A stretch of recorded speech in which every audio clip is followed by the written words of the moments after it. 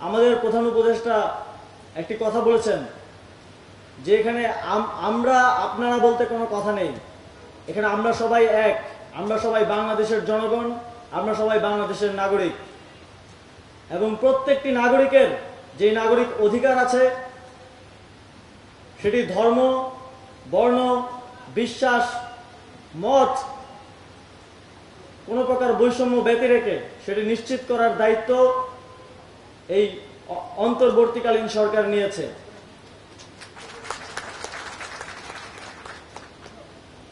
স্বাধীনতার ঠিক পরবর্তী মুহূর্তেই যখন কোনো সরকার ছিল না, 8ই আগস্ট পর্যন্ত কিছু দুষ্কৃতিকারীরা আমাদের এই স্বাধীনতার, আমাদের এই অর্জনকে ম্লান করার জন্য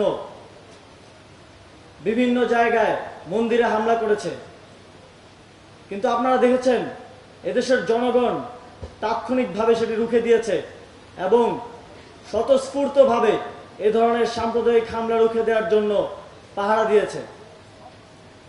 আমরা এই সাম্প্রদায়িক সম্প্রীতি এবং আমাদের মধ্যকার এই ঐক্য এই সরকারের দায়িত্বে থাকাকালীন অবস্থায় এবং এই বাংলাদেশের ভবিষ্যতে শেষ দিন পর্যন্ত রক্ষায় বদ্ধপরিকর।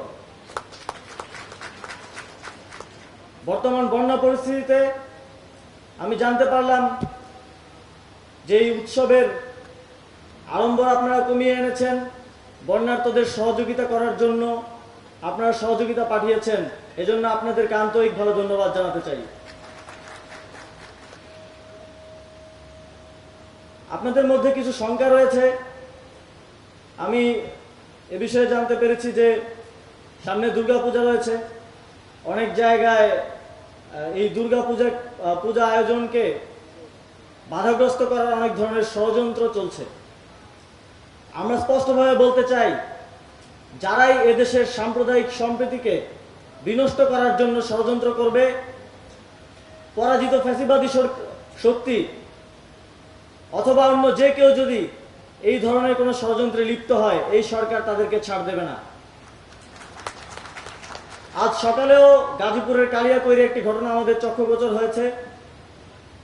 সেখানে খুব দ্রুত সময়ের মধ্যে আইন শৃঙ্খলা রক্ষাকারী বাহিনীকে সেখানে পাঠানো হয়েছে এবং যারা এই ঘটনা ঘটিয়েছে তাদেরকে দ্রুত আইনের আওতায় আনার জন্য নির্দেশনা দেওয়া হয়েছে।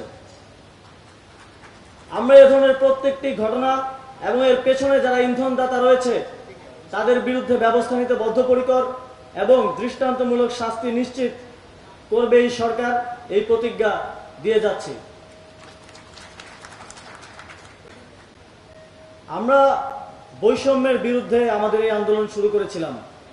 চাকরিতে যেই কোটা বৈষম্য ছিল তার বিরুদ্ধে আমাদের লড়াই শুরু হয়েছিল, কিন্তু সেই লড়াই শেষে গিয়ে এই ফ্যাসিবাদী